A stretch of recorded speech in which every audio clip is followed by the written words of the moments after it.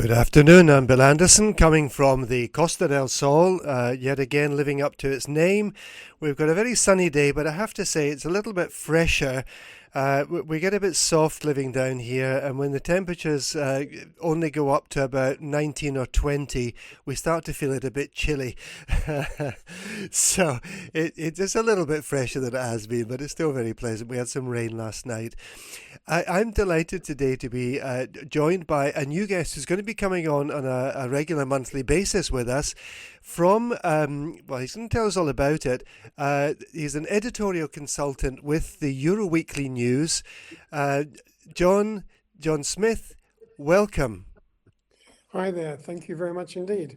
Listen, we've been trying to organise this for ages, John, and finally we managed to get this pulled together. And I'm delighted that we're going to be collaborating with the Euroweekly News. John, where are your roots? Where are you from originally? Well, basically, I come from Wimbledon. Oh, is that the posh part, yeah? Yeah, it's where you pick your nose with a fork. So I grew up in that area, although I went to school in West London, in Hammersmith. Right. And I moved here permanently about 7 years ago. Right. I'd spent my life involved with the production and design of coins and stamps for overseas governments. Okay. And took me to around 70 countries over the years. And 7 years ago, we moved to the house we'd bought as a holiday home to settle. My wife is Gibraltarian. Right. I'm just imagining, you're on holiday, you're sitting at a bar, and people come up to you and say, "Oh, nice to meet you. I'm John. What do you do for a living?" "I design stamps." Well, no, I didn't actually design them. I did everything apart from designing them. Right. We had I had about 50 clients, 50 countries around the world. Right. We came up with concepts, designs. Right. We used to actually have them printed and then sell them to collectors. Right. And then I moved on to a mint, and we did exactly the same thing with coins. Right. Is there a kind of fancy name for that, John? Well, for the stamp collecting, it's philately, Right. and for coin collecting, it's numismatics. All right. Okay. So you were sort of ambidextrous then, John. I had a hand in a number of different things. I even negotiated the first ever Harry Potter coin deal. Oh my So goodness. we made for the Isle of Man, we made coins with images from Harry Potter, Wow.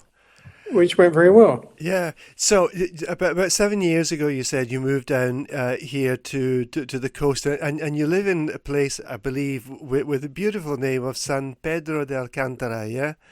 Well, we're a whisker away from there. Right. We're actually technically in Estepona, Right. but we're so close to San Pedro, it's not true. Yeah, but San Pedro de Alcántara has got a certain ring to it, hasn't it? Yes, Yeah. no, it does indeed. Yeah. So John, you are an editorial consultant with the Euroweekly News. Yes, indeed. What does that involve from your part, John? Well, it basically means whatever they want doing, I end up getting lumbered with. So the sort of general dog's body, yeah? Yeah, well, yes, basically. Over the years, I've written for every one of their editions. Right. I've done finance, music, entertainment, news, you name it, I've done it. Right. But just recently, I was asked if I would try and help pull everything together for the papers, Right. so that the papers had we've now got 7 papers instead of 6. Right. And yes, it was to mentor the writers and make sure that what was going into the papers was what people wanted to read, basically. Sure. So, Well, I got asked, I don't know, it must be knocking on for a year ago now, if I would do a regular column in the Euroweekly. And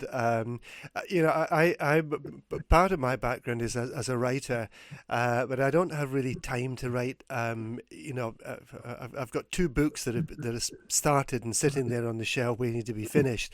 So for me, it's been good to collaborate with the Euro Weekly, because I can pull together quite easily 550 words, but 125,000 takes a bit longer.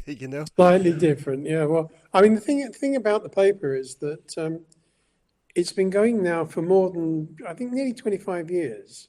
Right. And every single week it's published. Yes. 52 weeks a year. Yes. Doesn't close down for Christmas. It's still being published. Yeah. And the amount of work that goes into producing all those papers is actually quite amazing. Yeah. I mean, it must be like being on a treadmill that is just never stopping. Exactly. You feel like a hamster, and if you're worried you're going to fall off. Yes. That's Yeah. the problem. So, 7 editions for people that are listening from other parts of the world, John. Can you give a sort of description of where in Spain these editions go Yeah. out? It basically runs around the costas. Right. So, in alphabetical order, assuming I get everything correct, Almeria, Yeah. Axarquia, Costa Blanca North, Costa Blanca South, Costa Calida, which is our newest place, which is Murcia, basically, Right. Costa del Sol, and we include Gibraltar in Costa del Sol, and Mallorca. Right. So, and this, to be fair, is these are the areas where we're likely to find most British expats living, or English readers at least. Yeah. Indeed, yes. I mean, in fairness, yes, there's probably quite a lot of English in Barcelona and Madrid, Yeah. but we don't stretch that far. It's really the holiday, what one would call the holiday areas. Yeah.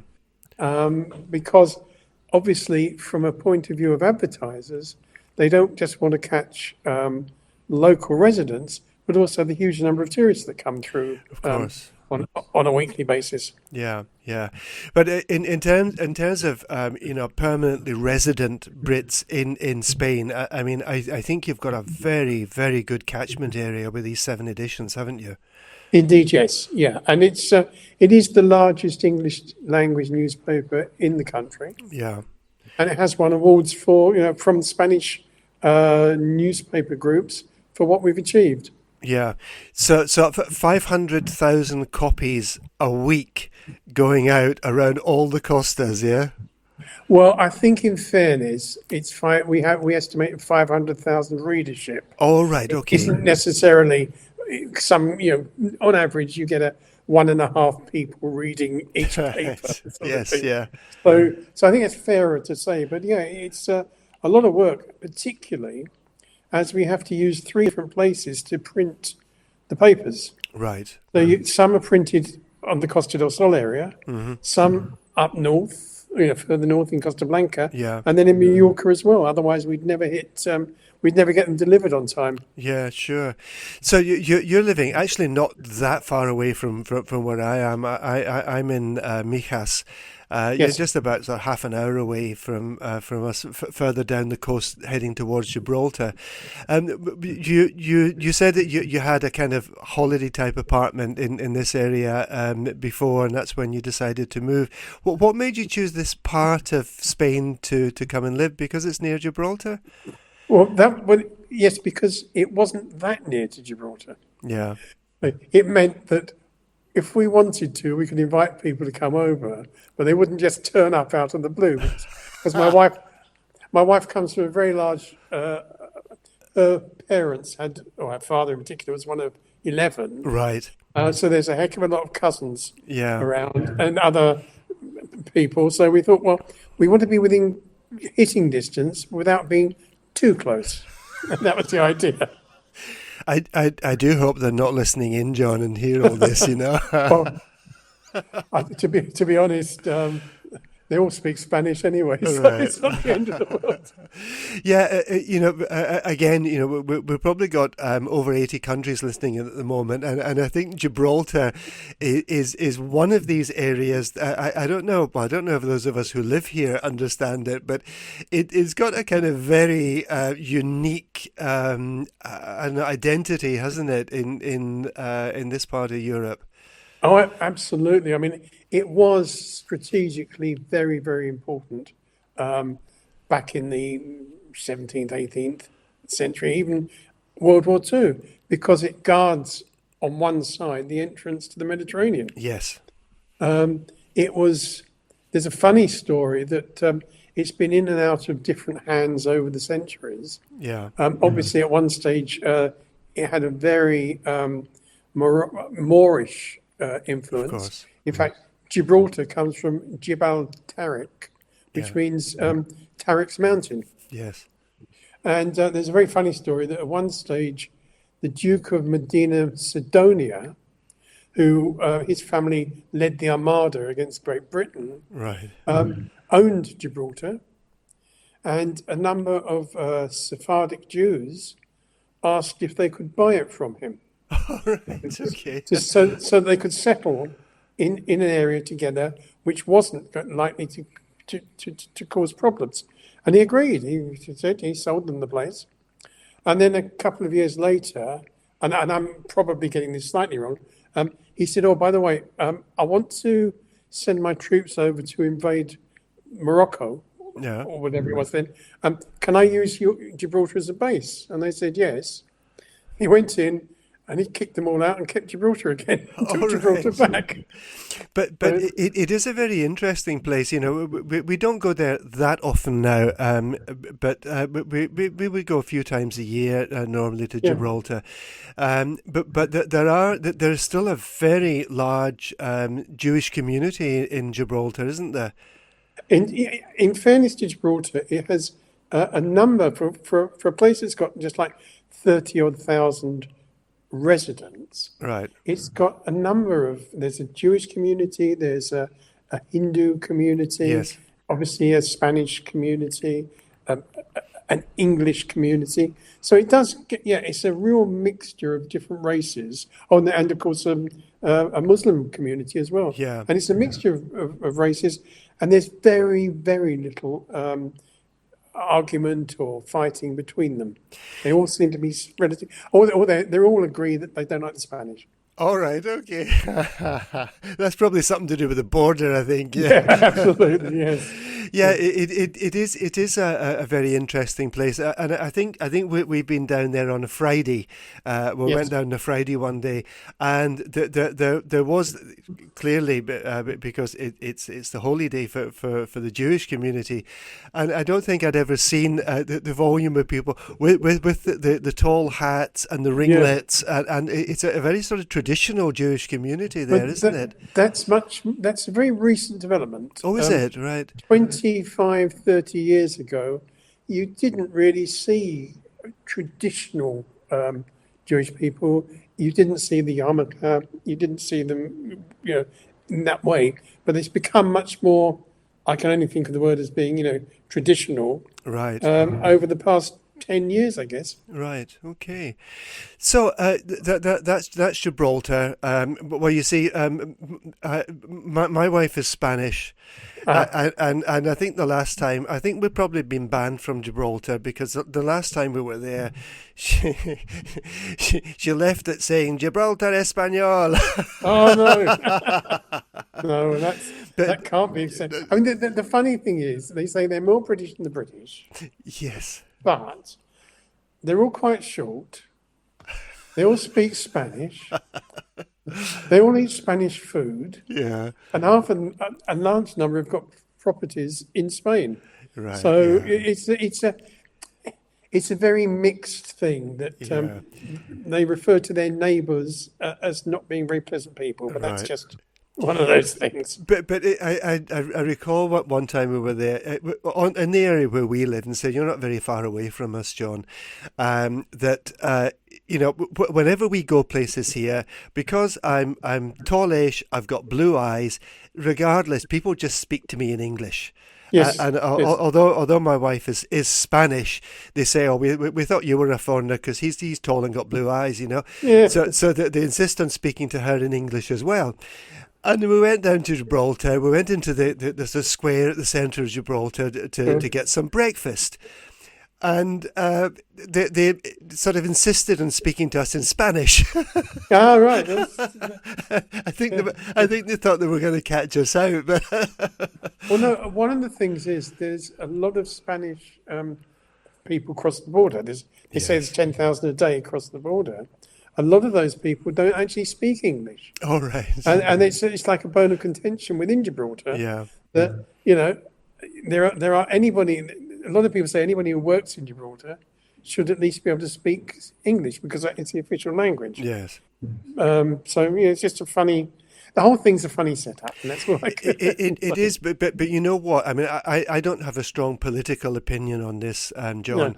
No. But what I do feel is that both Spain and Gibraltar benefit from the current situation, because I think if Gibraltar was just the tip of Spain, I don't think there would be the amount of work that Spanish people, as you say, who travel daily from Spain across the border into Gibraltar, I just don't think that volume of work would be there. Oh no, I'm sure not. The problem at the moment is Brexit. Yes. Until such time as an agreement can be reached, which is acceptable to everybody, Right.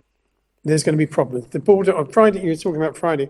On a Friday, from four o'clock or even earlier till 7 o'clock, it can take an hour and a half to get out of Gibraltar Yeah. by car because every passport has to be shown.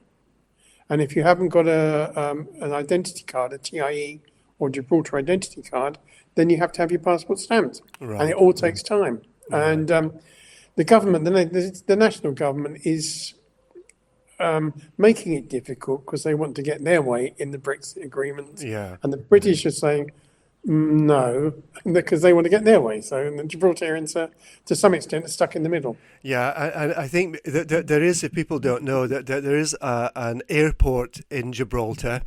I think there's been some alterations done to it recently, but basically it ran sort of straight across the main road into Gibraltar, didn't it? Yeah. So what was happening is if there was a flight coming in, and there are more and more, it's an RAF airstrip built on land which the Spanish argue was stolen from them and wasn't part of the Treaty of Utrecht. Right.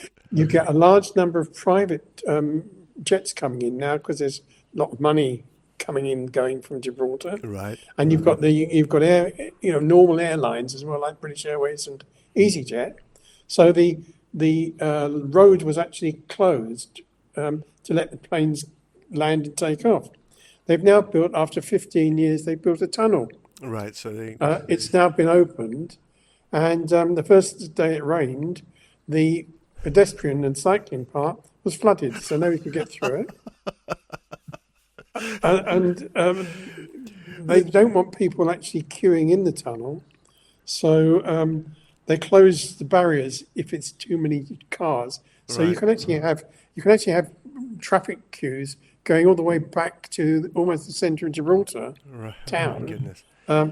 But they've now changed that slightly, so it's a bit better, but it can still be very, very slow getting in and out. Yeah.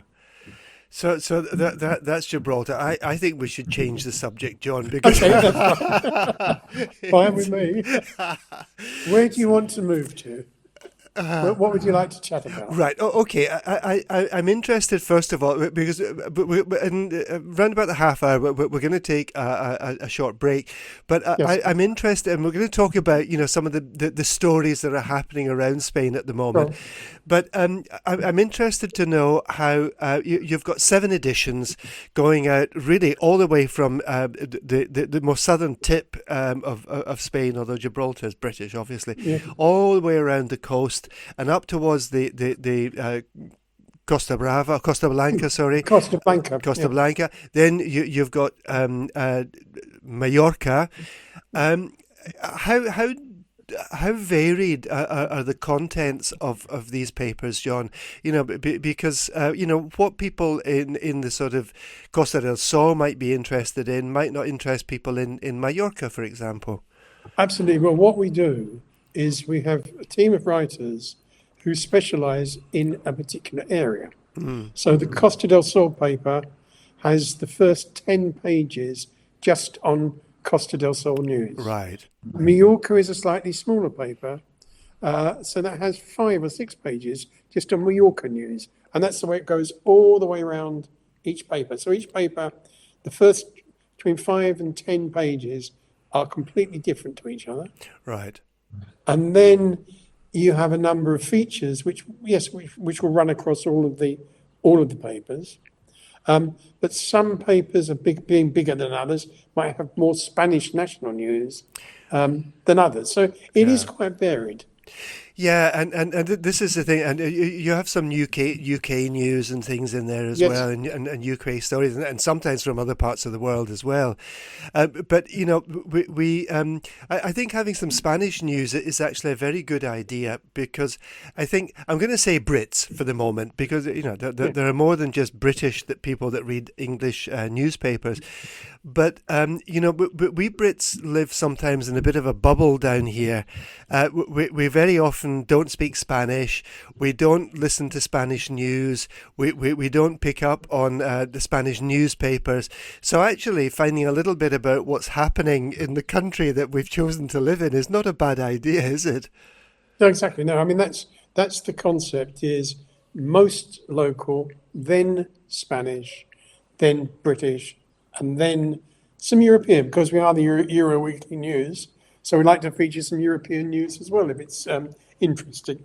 Yeah. So you basically have a finger in each of these pies, John, then? Yes, I do. That's why I'm the size I am. That's for people again who are interested, I think people who live down here all know that the Euro Weekly comes out on a Thursday. Yeah, Thursday, correct? Yes. That's the big day. What is your life like, sort of Monday, Tuesday, Wednesday, John? Well, for me personally, it all depends. I'm decide what the front page story is going to be for each paper. Right. So it's quite important to find interesting stories with decent pictures. Right. Yeah. That's why I've become the mentor, because people are writing stories and then finding pictures which really aren't very interesting. Sure. If you're talking about, I don't know, let's say tourism in Spain, it's no good just showing a photograph of a beach. Right. Research has shown that readers like to see people. Okay. So it's finding pictures of people to go with interesting stories. And that can be a bit time consuming. I'll jump in. I can write about almost anything. So I'll jump in if we had somebody off whose father died. So she was off for a week. So I think I wrote the entire Almeria paper last week. Yeah. So it's a matter of juggling and seeing, what one can do. Yesterday, I was on the phone to Bruce Foxton, who was the bass player with a band called The Jam, Yes. and he has his own band called From the Jam, and they're playing in Bannermadina next on Saturday, June the 3rd. Right. So I interviewed him for next week's paper, Yeah. and I'll write that up. So it's all very varied. Yeah. The other thing, well, two things that I'd just like to add to this. There, I'm sorry, I've got something flickering on my screen here. Yeah, well, the first thing is, I do my weekly column for the Euro Weekly, and I'm not silly about what I write, but nobody's there censoring it, you give a fairly free rein to the columnists that you have, and they can express their ideas, and the Euro Weekly doesn't need to be in agreement with these, but you do give this kind of freedom of expression to the columnists. Yeah, indeed. In fact, with one particular columnist, we actually have underneath his article. Basically, we don't necessarily agree with this. It's not our opinion. It's his, and he gets a huge amount of response. Yeah. People. It's like the old Marmite saying, "I either love him or I hate him." Right. Yeah. Yeah. It isn't you, I hasten to add. I know it's not. I know exactly who it is. Yes. So what we do try. I mean, every article is read by a proofreader. Mm-hmm. If the proofreader sees something which she thinks is inappropriate, then she'll refer it to me for an observation or for a comment. We had I'm not going to repeat it, but one thing is sometimes slang isn't always understood, and something went through on a reader's letter, which was highly insulting about a particular type of race of people. Yeah. But in fairness to the poor lady, she didn't know what it meant. Oh, right. So it wasn't swearing or anything, but it was not very. It was a slang insult. Yeah. So things can slip through, Yeah. but by and large they don't. I see Dave is just there. Our producer in France is sitting back, relaxing very comfortably. Can we take a short break here just now, Dave? And then when we come back, I want to pick up with you, John, some of the stories that are happening around Spain at the moment. I've picked up on one or two as well that I want to ask you about. Okay. Yeah, sure, of course. You're listening to Expat Radio, beaming out across France and around the world. Welcome back. I'm Bill Anderson, coming live from the Costa del Sol with my new regular contributor from the Euro Weekly News, John Smith. Welcome back, John. Thank you. It's been a pleasure to be on so far. John, you are overall responsible for 7 editions that go out every week, so you do a lot of reading. What are the kind of big stories that are happening around Spain at the moment? What's going on? I'll be honest, for this first conversation, I've concentrated more on Costa del Sol. Okay. Only because that's an area that I know so well. But there are quite a few interesting stories generally. For example, I was very interested to see that a group of Irish paramedics had been over in Seville on a course. Right. And as they were driving back to Malaga to get the plane, they saw a motorcyclist come off his car on the motorway. Right. They immediately stopped. They set up a protective cordon, and discovered that he couldn't breathe. He wasn't able to breathe properly. And by the time by the emergency people had turned up, they'd saved his life. Basically, they had him breathing again, and he was off to hospital. Well, so that I thought was the real good Samaritan story. It is a good Samaritan story, and really, what a lucky man that these people were passing when this accident occurred, isn't it? And they actually said, well, as soon as that happened, we forgot about the flight. All we wanted to do was save the guy's life. Yeah, which was fantastic, really. Yeah, and there's an interesting thing here. You said a good Samaritan story, and it is. And in the UK now, for medics of any sort, this is a really hard thing for them to do, because this kind of Samaritan acts. I used to work for health authority or with health authorities, and these what they call Samaritan acts are much more difficult in the United Kingdom than I think perhaps they are in Spain. Because people can get sued if things go wrong in the United Kingdom, but well done to them. That's a really good story. But whilst we're talking about aircraft, or about going for flights, it does look as if there could be an airline strike in Spain. Oh, which won't go down too well. Um, Most of the, or a number, I should say, of the Spanish airlines, particularly not the charter, the lower cost airlines, right. and even I think some of the English who operate out of Spain, looks as if the pilots could be going on strike. It's Is not this definite yet. is this about money conditions or I think it's about it. I think money and conditions. Yeah, I think that's the thing. yeah, So that could be a pain, particularly as this is the first year that Spain has really been open following the lockdown. yeah. The first full year of of getting back to normal, and of course that doesn't really help. No, and of course, well, people are going on strike. They want to make it painful for the employers, so they're going to Yeah. wait until we come into a busy time, cause as much disruption as possible, and hope that that will persuade the employers to cave in and give them what they want. Yeah. Yeah, so it's a shame about that, really. And of course, carrying on with this happy tune, it's with the lovely weather we've had now, apart from the dousing yesterday. The fast season in Andalusia has been brought forward. Normally, it starts on the 1st of June, Yeah. but it's actually in operation now for fear of forest fires. Yeah, and this unfortunately, the vast majority of these wildfires are set deliberately. Yes. But in fact, I think it was last year. I was just about to come on to the radio and thinking, I can hear helicopters, and and it was actually not very far away from us.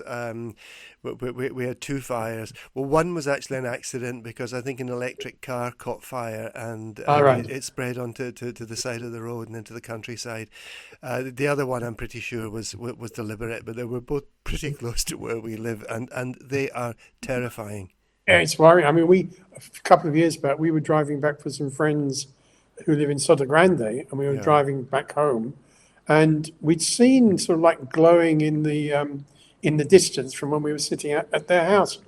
But as we got along the AP7, which is the main motorway, we actually came to an area which was completely surrounded with flames, and it was like we drove through a tunnel of flames. Yes. Yeah. And luckily, we got out quite happily, but it's a heck of a worrying time. Yeah, and I can remember we've been evacuated from our house, I think twice, maybe three times, because of wildfires that have come very close to it, because we are in the countryside.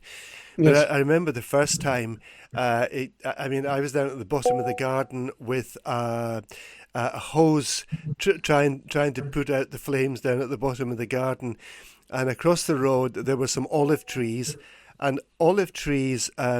Well, olive wood is one of the preferred woods for burning and for barbecues and Absolutely. things. And my God, do they burn! When the sun went down at night time, we could still see the stump of this olive tree just across from us, glowing in the dark.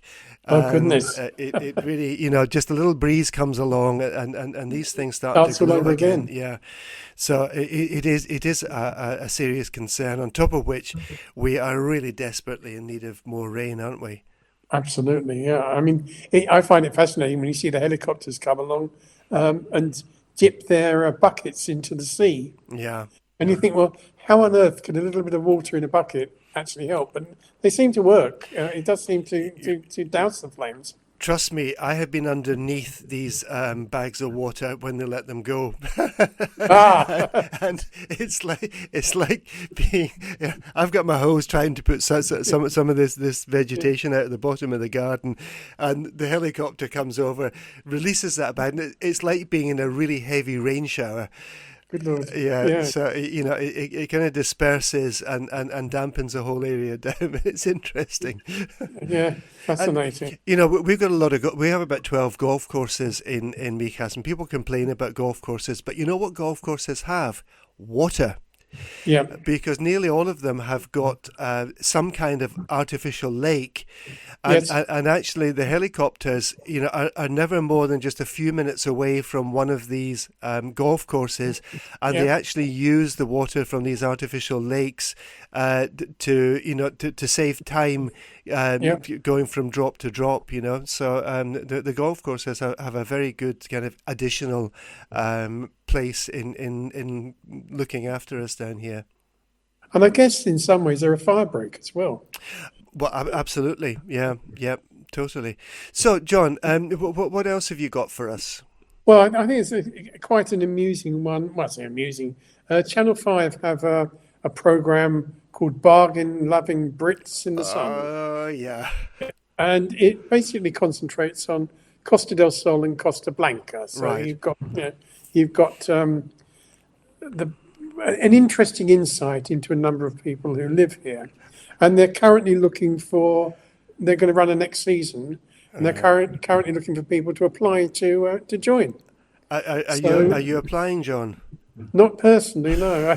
It's not for me, but I just think I know somebody who did apply, and they had coverage, and whether or not it's something that everybody would want to do, it certainly helped a lot of I think a number of bars and businesses, because once they've appeared on a program like that, they tend not to be too negative. I mean, they may not present the best of Britain in Spain, but they're not too negative, and therefore it brings people along to their restaurants and to their shops. Yeah, well, we have a couple who opened a restaurant in Mijas Pueblo. It's one of the small white villages up in the mountains, for those that don't know this area.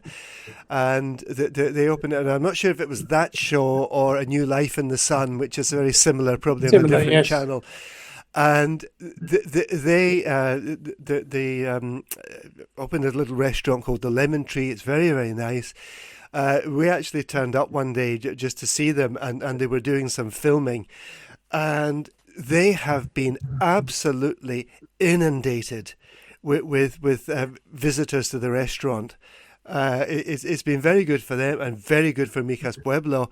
So, but I mean, John, are there any bargains, as in bargain-loving Brits, are there any bargains to be had down here these days? Well, you do see people saying, "Oh, well, I can get a full English for €5, and I get my beer for €1." I mean, not where I live, not where we live, because we're in the most expensive part of, I think, the south of Spain. Yes. But I'm sure there are bargains to be had. I still think, from what I can gather, that the cost of living here, although it's shot up, is still a lot lower than in the UK. Yeah. You can still go out and have we go through La Linea, which is a border town with Gibraltar. Yes. Every other week, and they have menu of the day for €9 still. Yeah. So you can't 3-course meal for €9. I haven't actually ever set foot in there, but yeah. Well, yeah, I mean, it is very true that some things you can get cheaper than you might get in the UK, for example.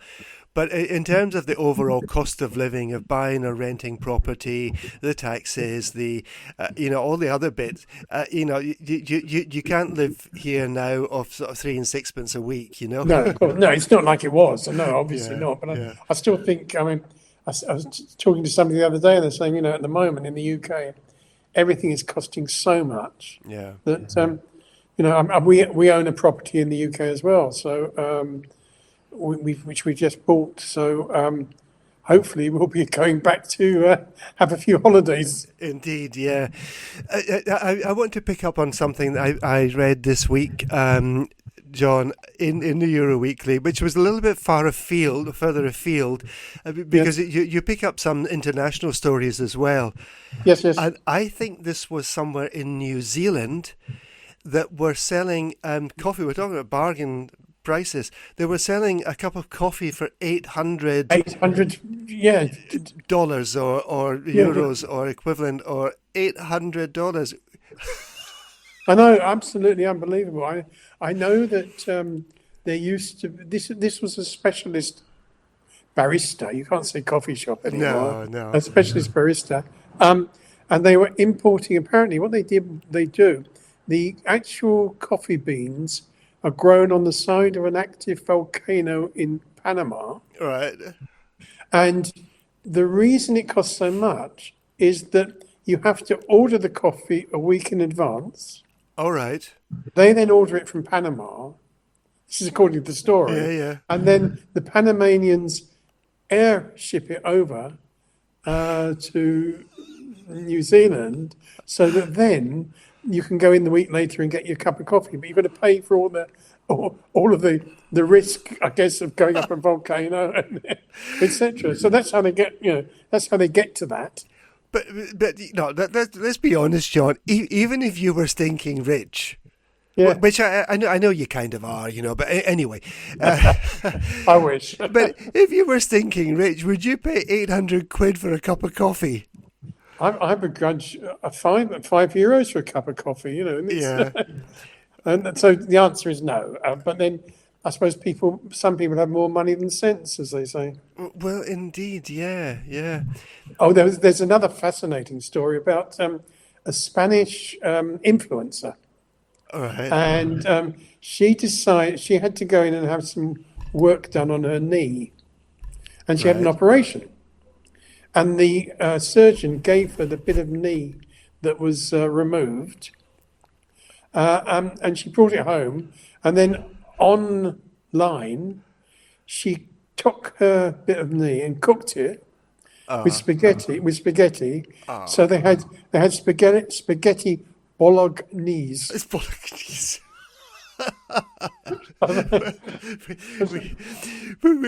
we do have a friend down here who's very active in the sort of charity world. She's a real character. Yes. And she had to go in for a hip operation. And before she got put under the anaesthetic, she said, when you cut the hip joint off, can I have the bone for the dog? Fantastic. I don't think she got it anyway, but never No, mind. I'm not surprised. Well, my wife is actually going for her third hip replacement, Yeah. and I've had to explain to people, no, she's not from the Isle of Man, She's not got She's 3 had- legs. but she's had two on one side. Now she's having a third on the other. Yeah. What else? We've got time for another one story, maybe, John. Well, I have to say that there is a fantastic dinner at the Villa Tiberio in Marbella on May 28th. Right. And it's held every year. It's a charity event for children with cancer, Right. UK. And they're in, it's part of Great Ormond Street Hospital. And this event, one of the guests will be Harry Redknapp, the former football manager. Right. And he's a regular. He turns up very often. I've interviewed him, and he's such a lovely guy. He's a very nice guy. Yeah. So I think in this area, and in fact, in all of the areas that we cover, the number of British people or English-speaking people who are involved with charities Sure. is quite amazing. Every week there's fundraising for different organisations, and I think it's really impressive how the Brits. I think the Brits introduced the concept of charity shops into Absolutely, Spain, yes. and a lot of the Spanish charities like Cudeca and the Butterfly Charity, they all have followed the concept. Yes. And are raising funds through work through stuff that people no longer want or require. And I have to give a quick call out here to the owners of Euroweekly, Stephen and Michelle Houston, who I have to be really sincere in saying that they have done an exceptional job over this last few years of supporting charitable causes and charitable events by putting them in the paper, making sure the message gets out there, and they really have pulled behind the numerous charities, whether animal charities or children's charities or whatever they are. They really have got behind all of this, and helped to get. And I guess you're talking about the individual local editions here, but getting the message out about events that are going on for all sorts of charitable causes. And well done, Michelle and Stephen, for doing that, because that is an enormous. Getting the message out along here is very often the difficult part.